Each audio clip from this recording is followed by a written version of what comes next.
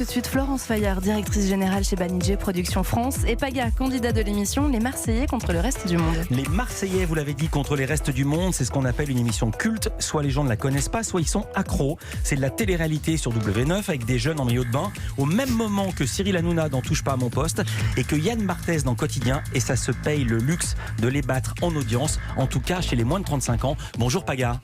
Bonjour, enchanté. Vous êtes Marseillais, vous êtes des figures du programme, pas franchement le tombeur mais le marrant de la bande.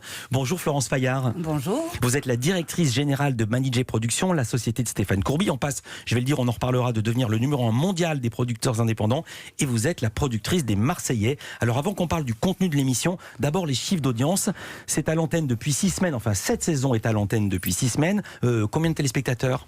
Alors, on est tous les soirs, en moyenne, sur les audiences consolidées à J+7, on est entre 1,1 million et 1,2 million. L'audience consolidée, c'est avec le replay, les gens qui regardent sur les tablettes, sur l'ordi. Voilà.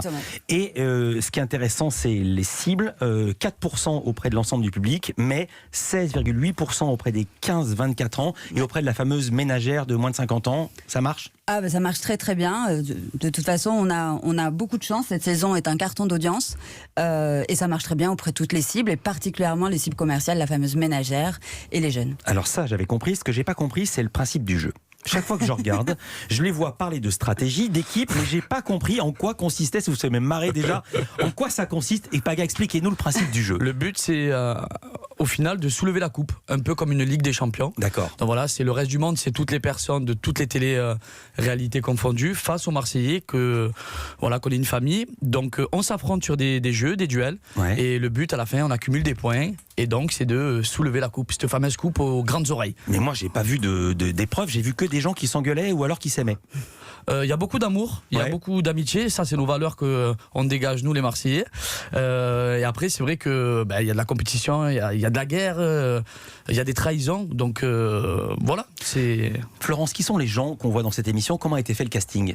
Alors c'est un casting uniquement composé de gens qui ont déjà fait de la télé-réalité, c'est-à-dire que d'un côté, on a l'équipe des Marseillais, donc ça c'est les Marseillais, ils sont là chaque année sur l'antenne de W9, et en face d'eux, on réunit les candidats les plus emblématiques de la télé-réalité de l'année, et on crée la Ligue des Champions, en gros, hein, et ça compose l'équipe du reste du monde. Ils viennent pas tous du monde de la nuit?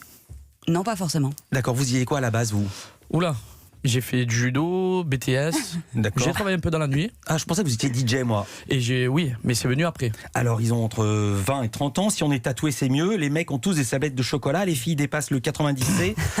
C'est un critère ou c'est tombé comme ça? Alors, il n'y a pas de critère. Il n'y a aucun critère physique. Après, c'est vrai que les tatouages, c'est une génération qui se tatoue beaucoup. Hein, donc, pas de surprenant de retrouver beaucoup de tatouages. Pour autant, pour le reste, il n'y a pas de critère. Il n'y a pas de taille, il n'y a pas de poids, il n'y a pas tout ça. Alors, Paga le dit, il y a beaucoup d'amour. Il y a eu des couples, il y a eu des mariages, il y a même eu des bébés. Ouais. Il y a eu combien de bébés? On est au 3e bébé. On est tout bébé en ce moment. Et Paga, je suis le seul, moi. Mais vous avez vraiment été marié et divorcé, ou c'est une façon de parler? Oui, j'étais marié en Thaïlande. Vous êtes passé devant le maire? Non, devant des foodistes en Thaïlande. Mais c'était un mariage d'opérette, c'était pas un vrai mariage. Non, c'était quand même officiel, j'avais le papier, je pouvais le faire valider donc en France. Mais vous l'avez pas fait? Et je l'ai pas fait.